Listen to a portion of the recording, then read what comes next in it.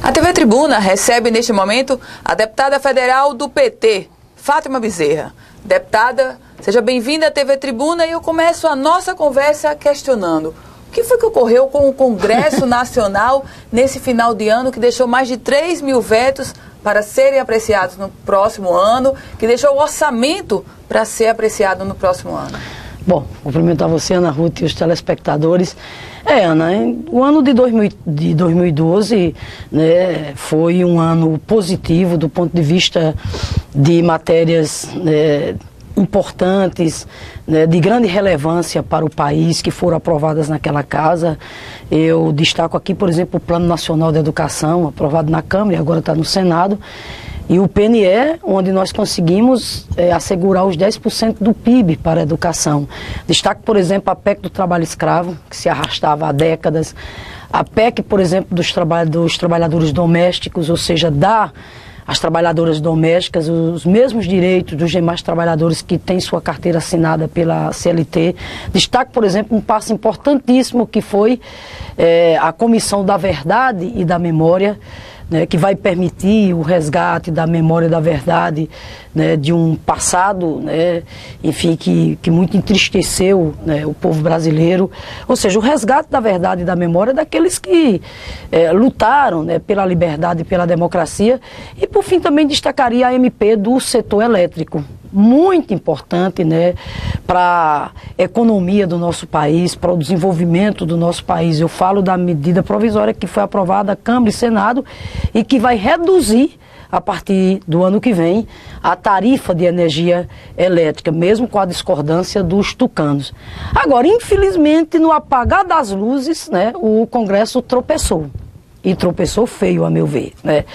Veio a questão dos vetos, terminou os vetos não sendo apreciados, isso porque o ministro Luiz Fux deu uma liminar colocando que o veto que diz respeito exatamente à questão da redistribuição dos royalties do petróleo e do pré-sal só poderia ser apreciado desde que todos os vetos anteriores a ele fossem apreciados, né, um volume de mais de 3 mil vetos, como você colocou, e o fato é que terminamos não apreciando veto nenhum, né? Consequentemente, nada mais pôde ser votado naquela casa, consequentemente, o orçamento ficou para ser aprovado em 2013, né? Isso não foi bom, né? Não foi bom de maneira nenhuma, e eu ainda destacaria nessa última semana outro fato, né, extremamente lamentável, né, que, sabe, envergonhou e muito, né, aquela casa que foi o desfecho da CPI do Cachoeira. Tanto trabalho, tanto depoimento, tantos indícios lá concretos, e terminou o relatório do deputado Odair Cunha, do meu partido, sendo derrotado, e a CPI terminou, inclusive, não dando em nada. Mas, enfim, né, vamos retomar os trabalhos a partir de fevereiro e já com uma agenda muito intensa. Primeiro, aprovar o orçamento imediatamente, né?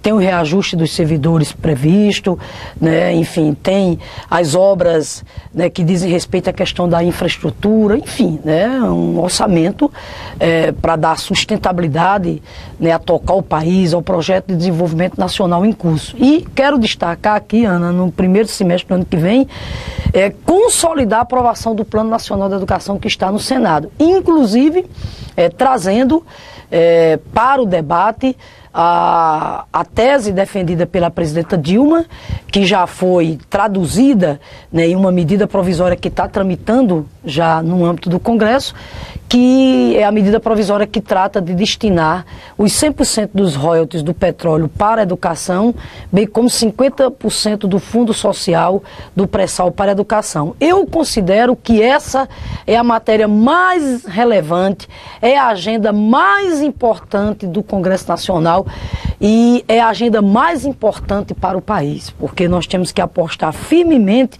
na questão da educação, para poder termos um crescimento com sustentabilidade, enfim, o desenvolvimento com geração de emprego, com distribuição de renda.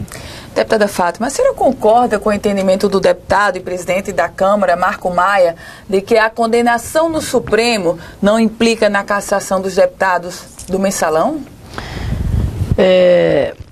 Veja, Ana, concordo sim. Não só eu, como a maioria, né, dos parlamentares, né, tem essa opinião, independente de fazer parte da base do governo ou não.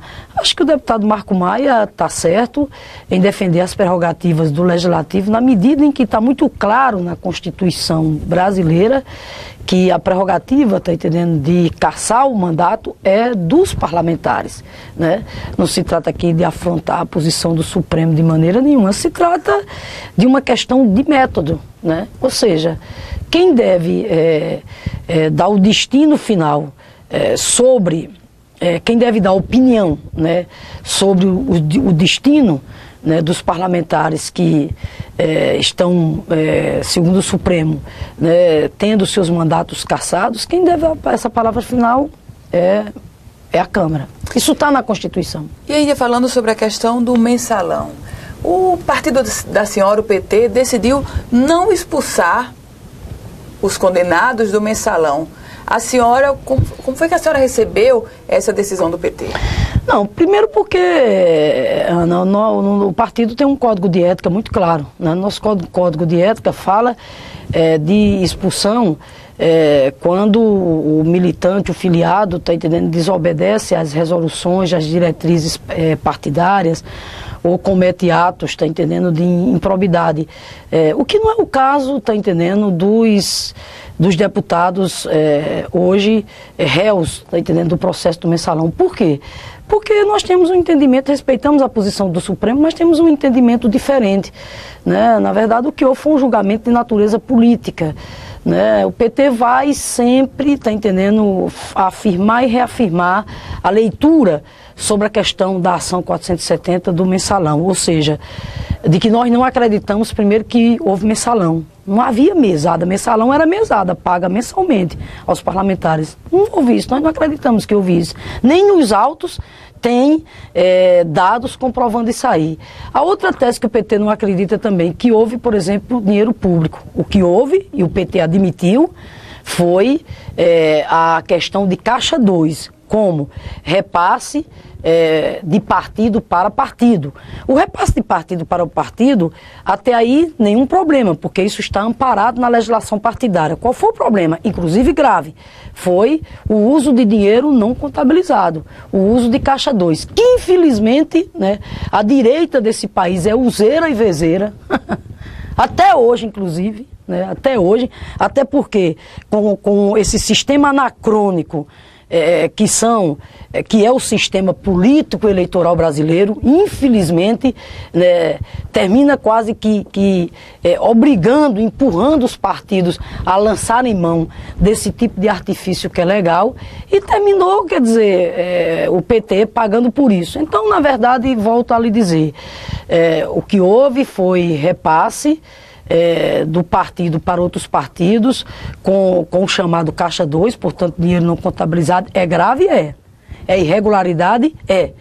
Agora, no mais, um julgamento nitidamente de cunho político. Aliás, a coincidência do julgamento do mensalão com o período eleitoral, o comício, né, inclusive, que se transformou, né, o julgamento do mensalão no Supremo, a cobertura da mídia, né, foi de uma forma assim, né, digamos assim, né, ofensiva, né? Quer dizer, a grande mídia deu uma cobertura tão grande à questão do mensalão, e tudo isso com um intuito muito claro, que era de criar problemas para o PT, desgastar o Partido dos Trabalhadores.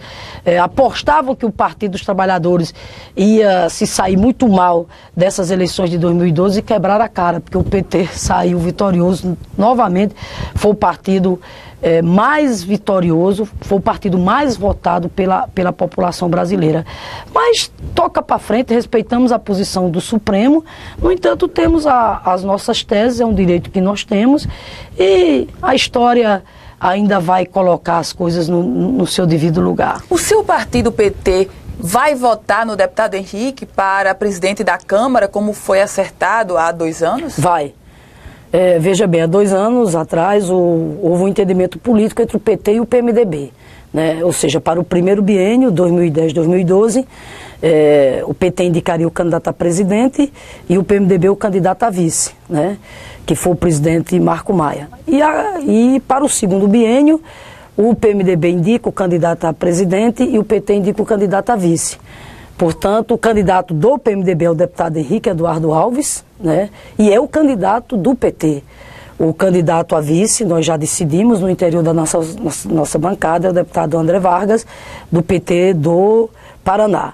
Acho, inclusive, Ana, que o deputado Henrique caminha, tá entendendo, para ser o novo presidente da casa, legítimo, um deputado que está há mais de 40 anos naquela casa, um deputado preparado, que tem todas as condições, está entendendo, para exercer um bom trabalho em prol da valorização do parlamento brasileiro na condição de presidente daquela casa. Teve, inclusive, a capacidade, né, de, além do apoio do PT, porque o PT manteve a palavra, né, ele está tendo a capacidade de agregar em torno da candidatura dele, né, um leque de partidos consideráveis, né, tanto partidos da base como partidos também que faz oposição. Acho que a candidatura dele está consolidada. Deputada Fátima, vindo agora para o plano estadual, o PT de Natal decide punir o filiado que for participar da gestão de Carlos Eduardo do PDT. O PT estadual orienta os filiados a apoiarem gestões do PDT, do PSB e PCdoB. Afinal, deputada Fátima, em que PT acreditar? Não, veja, Ana, primeiro, assim, quero deixar claro que eu não concordo com essa questão de punição, né? Lamento, inclusive, que o PT de Natal tenha tomado a decisão de não participar do governo de Carlos Eduardo, né? E é daí que decorre essa iniciativa do PT de expulsar os que forem participar do governo de Carlos Eduardo. Respeito a decisão do PT de Natal, claro, cabe a mim respeitar, embora fiz o debate no interior do partido e me posicionei contra. Acho que o lugar do PT era sim, estar na gestão. Por quê? Primeiro, nós fizemos uma campanha no primeiro turno memorável. O deputado Fernando Mineiro seguramente era o melhor candidato, que melhor se apresentou, a melhor proposta para a cidade. Mas, enfim, o povo decidiu mandar para o segundo turno o candidato do PDT e o candidato do PMDB. Tivemos, inclusive, um crescimento surpreendente, extraordinário, né? Mais de 22% dos votos. Segundo turno, o PT teve um papel protagonista no resultado eleitoral do segundo turno, né? Fomos o fiel da balança. Apurado o resultado, ou seja, Carlos Eduardo eleito prefeito, o que é que faz? Convida formalmente o PT para participar da sua gestão. E chama o PT pela porta da frente. O PT participar da gestão com toda a autonomia. Daí eu achar que nesse momento o PT deveria ter tomado a decisão, sim, de participar do governo, disponibilizando os seus melhores quadros. Por quê? Primeiro porque isso é o governo de um partido aliado. PDT é nosso parceiro, é nosso aliado no plano nacional, não é um governo do DEM. Segundo, a situação em que a cidade vive. A situação de Natal é dramática, né? Dramática, não tem paralelo na história da gestão pública, não é nem dessa cidade, eu acho que é do país. A situação dramática que Natal vive. Então, acho que isso era um motivo a mais para motivar o partido a participar da gestão. Terceiro, a sintonia com o governo Dilma, a sintonia com o governo federal. Enfim, Ana, eu acho que o PT adotar o caminho de participar da gestão com o PDT, com o PSB, com o PCdoB, isso em nada diminuiria o PT. Muito pelo contrário, eu acho que o meu partido cresce com isso. E ao mesmo tempo seria muito bom para a cidade. Bom, o diretório estadual, você falou muito bem aqui, realmente tirou uma linha diferente.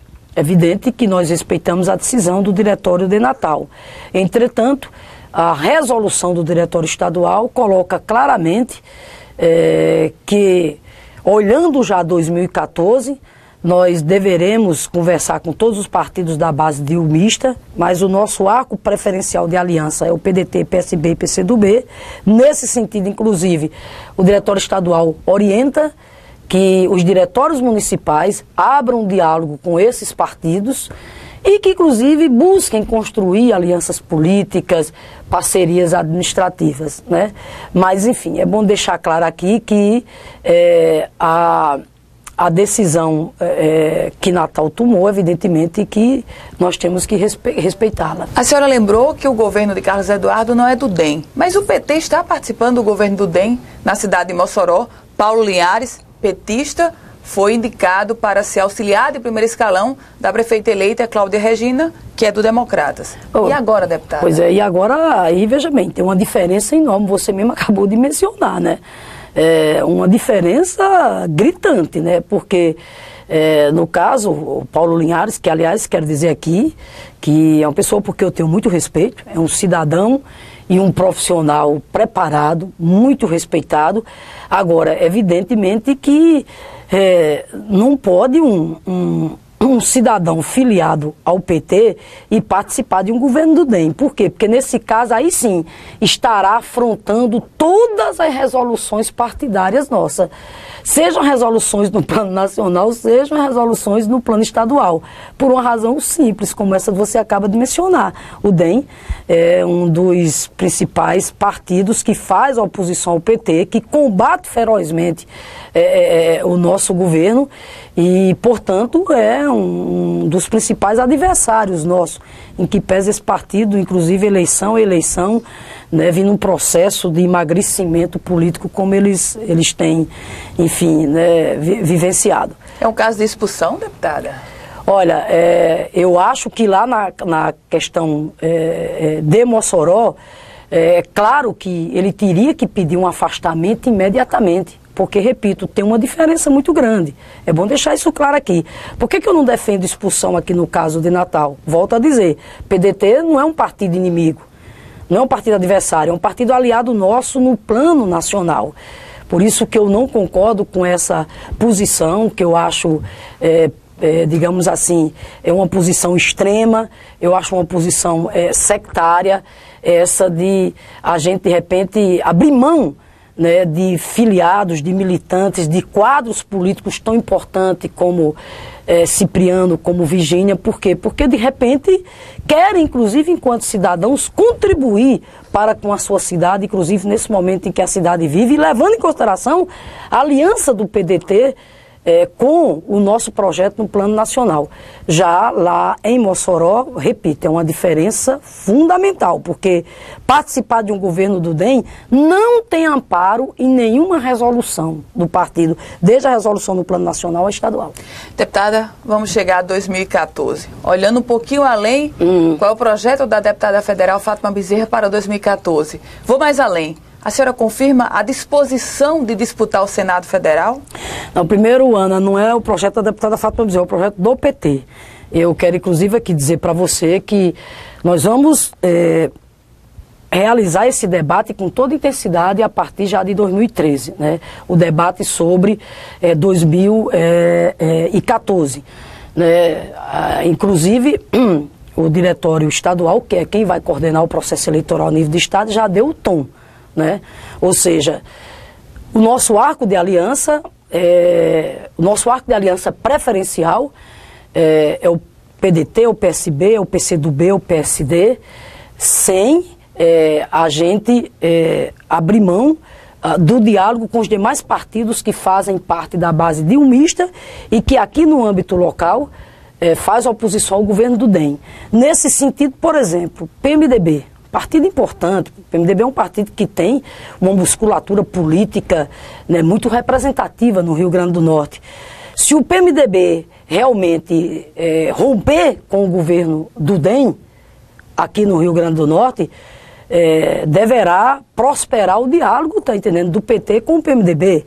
O mesmo vale para o PV, hoje sob a orientação do senador Paulo Davim, né, também é um partido que deverá ter um diálogo conosco também sobre 2014, junto com os demais partidos da base dilmista e que faz oposição ao governo do DEM. Segundo, nós vamos, na verdade, durante o ano de 2013, preparar o terreno, ou seja, organizar o partido, animar o partido, fomentar o debate nos diretórios municipais, nos polos regionais, nos núcleos, nos setoriais. Nós queremos preparar o partido para que em 2014 nós tenhamos uma boa nominata de deputado estadual, federal e nos inserimos fortemente na chapa majoritária. Por exemplo, nós achamos que é possível sim a gente não só manter as vagas que a gente tem hoje na Câmara Federal e na Assembleia Legislativa, como ampliá-las.